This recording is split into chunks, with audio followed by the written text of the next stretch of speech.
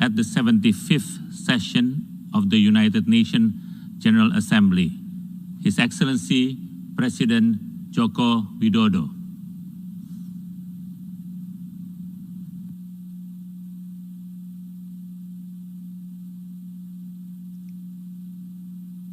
Yang Mulia Presiden Majelis Umum PBB, Yang Mulia Sekretaris Jenderal PBB, Yang Mulia para pemimpin negara-negara anggota PBB,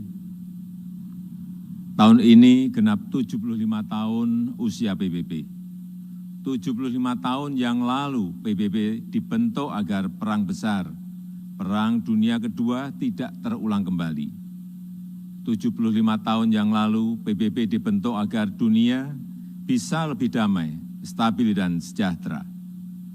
Karena perang tidak akan menguntungkan siapapun. Tidak ada artinya sebuah kemenangan dirayakan di tengah kehancuran. Tidak ada artinya menjadi kekuatan ekonomi terbesar di tengah dunia yang tenggelam.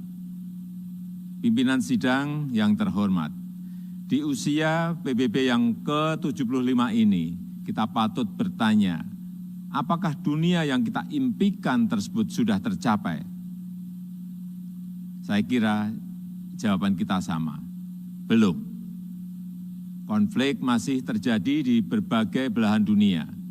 Kemiskinan dan bahkan kelaparan masih terus dirasakan. Prinsip-prinsip piagam PBB dan hukum internasional kerap tidak diindahkan, termasuk penghormatan terhadap kedaulatan dan integritas wilayah. Kita semua prihatin melihat situasi ini. Keprihatinan kita menjadi semakin besar di saat pandemi COVID-19 ini. Di saat seharusnya kita semua bersatu padu, bekerja sama melawan pandemi, yang justru kita lihat adalah masih terjadinya perpecahan dan rivalitas yang semakin menajam. Padahal kita seharusnya bersatu padu, selalu menggunakan pendekatan win-win pada hubungan antar negara yang saling menguntungkan. Kita tahu dampak pandemi ini sangat luar biasa, baik dari sisi kesehatan maupun sosial ekonomi. Kita juga paham virus ini tidak mengenal batas negara. No one is safe until everyone is. Jika perpecahan dan rivalitas terus terjadi, maka saya khawatir pijakan bagi stabilitas dan perdamaian yang lestari akan goyah atau bahkan akan sirna. Dunia yang damai, stabil dan sejahtera semakin sulit diwujudkan. Yang Mulia, tahun ini Indonesia juga merayakan kemerdekaan yang ke-75 tahun.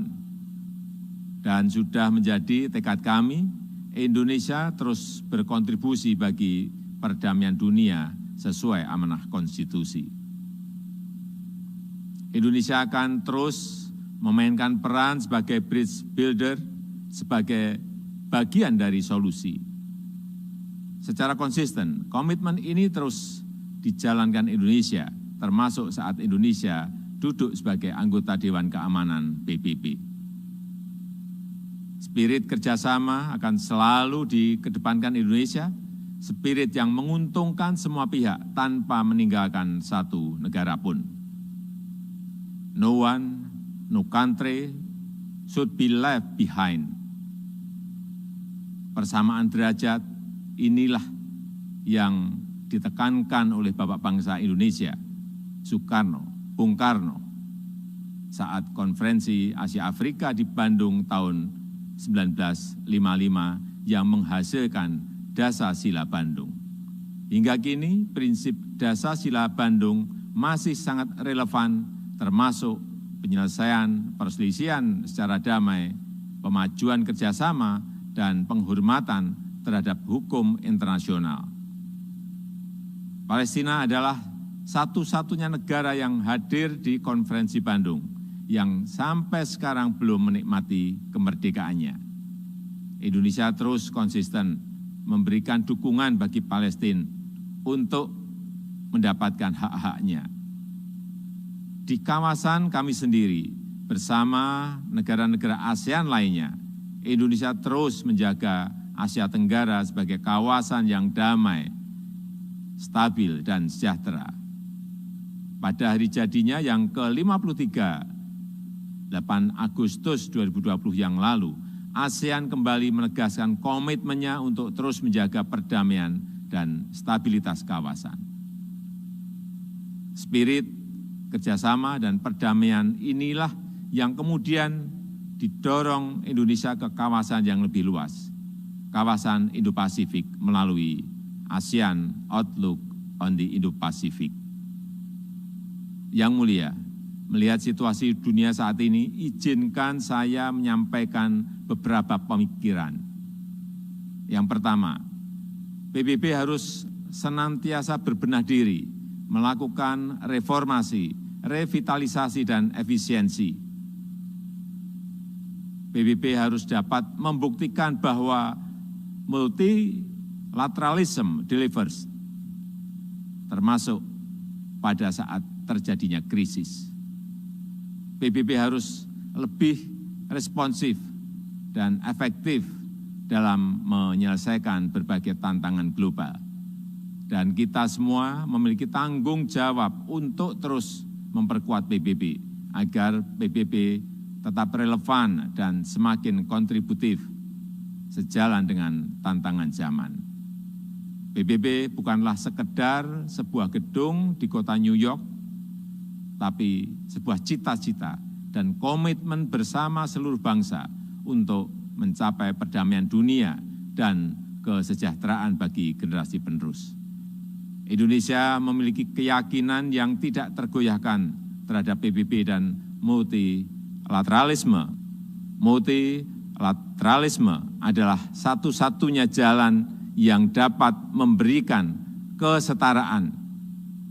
Kedua, kolektif global leadership harus diperkuat.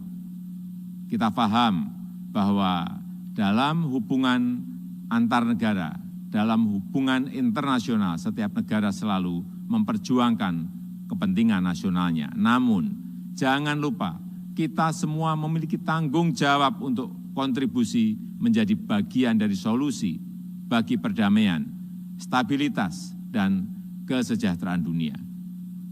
Disinilah dituntut peran PBB untuk memperkokoh kolektif global leadership. Dunia membutuhkan spirit kolaborasi dan kepemimpinan global yang lebih kuat untuk mewujudkan dunia yang lebih baik. Ketiga, kerjasama dalam penanganan COVID-19 harus kita perkuat, baik dari sisi kesehatan maupun dampak sosial ekonominya. Vaksin akan menjadi game changer dalam perang melawan pandemi. Kita harus bekerja sama untuk memastikan bahwa semua negara mendapatkan akses setara terhadap vaksin yang aman dan dengan harga terjangkau. Untuk jangka panjang, tata kelola ketahanan kesehatan dunia harus lebih diperkuat. Ketahanan kesehatan dunia yang berbasis pada ketahanan kesehatan nasional akan menjadi penentu masa depan dunia. Dari sisi ekonomi, reaktivasi kegiatan ekonomi secara bertahap harus mulai dilakukan dengan melakukan koreksi terhadap kelemahan-kelemahan global supply chain yang ada saat ini. Aktivasi ekonomi harus memprioritaskan kesehatan warga dunia. Dunia yang sehat, dunia yang produktif harus menjadi prioritas kita. Semua itu dapat tercapai jika semua bekerja sama, dan bekerja sama. Mari kita memperkuat komitmen dan konsisten menjalankan komitmen untuk selalu bekerja sama. Demikian, terima kasih.